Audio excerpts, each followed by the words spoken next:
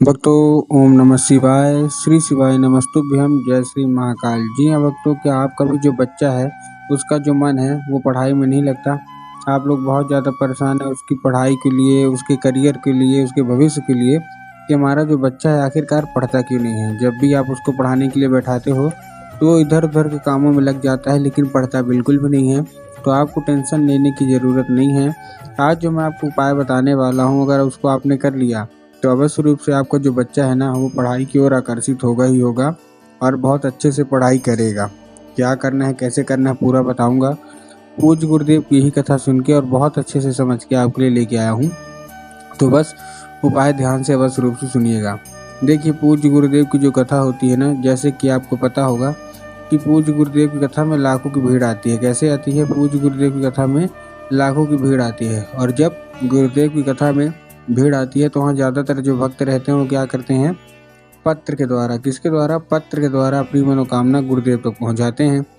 तो अभी गुरुदेव की कथा चल रही थी, आज से 4 से 5 महीना पहले की बात है। गुरुदेव की कथा साथ चल रही थी और गुरुदेव की कथा में लाखों की भीड़ आई।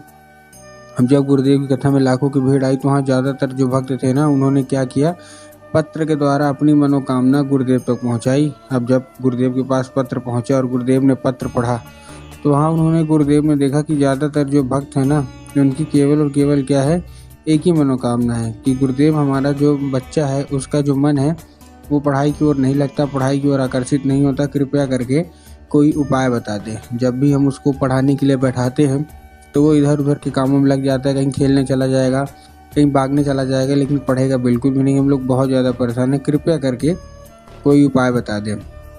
जब गुरुदेव ने ये देखा तब गुरुदेव ने 2 से 3 उपाय बताए और कहा, केवल और केवल ये उपाय कर लेना, तुम्हारा जो भी बच्चा है जिसका मन पढ़ाई में नहीं लगता, अवश्य रूप से उसका जो मन है पढ़ाई की ओर आकर्षित होगा ही होगा। अब जब गुरुदेव ने उपाय बताया तो लोगों ने जा जाके उस उपाय को घर में करना शुरू कर दिया। अब जैसे ही लोगों ने जा जाके उस उपाय को घर में करना शुरू कर दिया, वही लोग गुरुदेव की कथा में 1 से 1.5 महीने के बाद वापस आए। अब जब वही लोग गुरुदेव की कथा में वापस आए तो उन्होंने क्या किया, फिर से एक बार गुरुदेव को पत्र लिखा।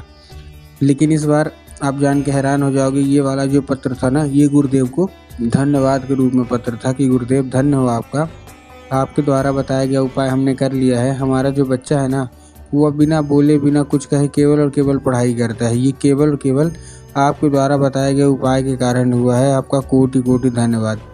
तो देखिए, जो लोग मेरी आवाज़ सुन रहे हैं, अगर आपको भी जानना कि आखिर ऐसा कौन सा उपाय है जिसको करने मात्र से लोगों की सारी जो मनोकामनाएं हैं ना वो पूरी हो जाती हैं और मात्र 1 से 1.5 महीने के अंदर में, तो चलिए हम बताते हैं आपको आज की इस वीडियो के माध्यम से कि आपको करना क्या है। तो पूरा का पूरा उपाय ध्यान सुनिएगा, लेकिन उससे पहले चैनल पर अगर पहली बार आए हैं और अब आज मेरी पहली बार सुन रहे हैं तो वीडियो कर दें लाइक और चैनल को भी कर लें सब्सक्राइब, ताकि पूज्य पंडित प्रदीप जी मिश्रा के रोज़ नए नए उपाय जो कि मैं उनकी कथा से सुनता हूँ, श्रवण करता हूँ, सबसे पहले मैं आपको प्राप्त करा सकूँ। ठीक, तो देखिए, जो हमारा सबसे पहला उपाय है, सबसे पहला उपाय में आपको देखिए करना क्या है। इस उपाय में आपको सिंपल सा बता रहा हूँ। इस उपाय में आपको सबसे पहले 3 काली तिल और 1 धतूरा लेना है। सबसे पहले क्या क्या लेना है, फिर से बता रहा हूँ, 3 काली तिल और 1 धतूरा। अब देखिए, काली तिल और काली मिर्च में ना बहुत सारे लोग कंफ्यूज भी होते हैं कि हमको काली तिल लेना है कि काली मिर्च लेना है। इसलिए गुरुदेव ने साफ साफ बताया कि आपको क्या लेना है, आपको लेना है काली तिल। इसके साथ साथ आपको क्या चाहिए, 1 धतूरा, और ये अपने बच्चे के हाथ में दे के उसको भेज दीजिए कहाँ, सीधा सीधा शिव मंदिर। ठीक, शिव मंदिर पहुँच गया आपका बच्चा। शिव मंदिर पहुँचने के बाद उसको क्या बोलना है कि दक्षिण दिशा में खड़ा हो जाए और उत्तर की ओर अपना चेहरा कर ले। अब देखिए, दक्षिण और उत्तर में भी ना बहुत सारे लोग कंफ्यूज होते हैं कि दक्षिण क्या है, उत्तर क्या है, हमको थोड़ा साफ साफ बताओ। तब गुरुदेव ने साफ साफ बताया है कि आप जिस भी शिव मंदिर जा रहे हो उस शिव मंदिर का जिधर साइड जलाधारी होगा, आपको आपका चेहरा क्या कर लेना है, उधर साइड आपको अपना चेहरा करके खड़े हो जाना है। ठीक, खड़े हो गए। खड़े होने के बाद आपको करना क्या है, जैसे आप खड़े हो गए, खड़े होने के बाद आपको केवल केवल एक काम करना है। कौन सा? महादेव का एक बहुत ही सुंदर सा नाम है, श्रम्भेश्वर महादेव। तो बस आपको करना क्या है, आपको श्रम्भेश्वर महादेव का नाम लेके उन्हीं का स्मरण करके आपको चुपचाप क्या कर देना है, आपको अर्पित कर देना है बस। पूज्य गुरुदेव कहते हैं कि अगर आपने श्रम्भेश्वर महादेव का ये उपाय अपने बच्चे के हाथों करवा लिया ना, तो क्या होना है, अगर आपने करवा दिया तो अवश्य रूप से आपका जो बच्चा है ना वो पढ़ाई की ओर आकर्षित होगा ही होगा। ठीक है, ये था हमारा कौन सा, ये था हमारा पहला उपाय। अब हम चलते हैं अपने दूसरे उपाय की ओर। अब देखिए दूसरे उपाय में आपको करना क्या है। इस उपाय में सिंपल सा, जितने भी माताएं हैं अपने बच्चे के लिए ये उपाय अवश्य रूप से कर लीजिएगा। अब देखिए इस उपाय में आपको करना क्या है। इस उपाय में सबसे सिंपल सा आपको केवल और केवल एक उपाय करना है। क्या उपाय करना है? आपको लेना है एक लाल फूल। क्या लेना है? केवल और केवल आपको एक लाल फूल लेना है। ठीक, लाल फूल ले लिया। अब लाल फूल लेने के बाद आपको करना क्या है, जैसे आपने लाल फूल लिया, लाल फूल लेने के बाद इसको, सबसे अच्छी बात है कि इस उपाय को आप अपने घर में कर सकते हैं, मतलब आपको और कहीं जाने की ज़रूरत नहीं है। तो आपको अपने घर में करना क्या है, अगर आपके घर में देखिए माता सरस्वती की फ़ोटो या मूर्ति है तब तो ठीक है, लेकिन अगर आपके घर में माता सरस्वती का कोई अंश नहीं है, ना फ़ोटो है ना मूर्ति है, तो आपको क्या करना है, बाज़ार जाना है, माता सरस्वती की फ़ोटो या मूर्ति लेके आना है और अपने घर में स्थान देना है। ठीक, दे दिया स्थान देने के बाद आपको करना क्या है, स्थान देने के बाद आपको केवल और केवल एक काम करना है।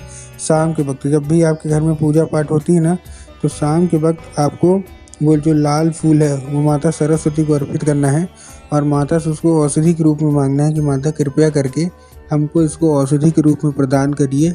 हमारा जो बच्चा है उसका जो मन है वो पढ़ाई में बिल्कुल भी नहीं लगता।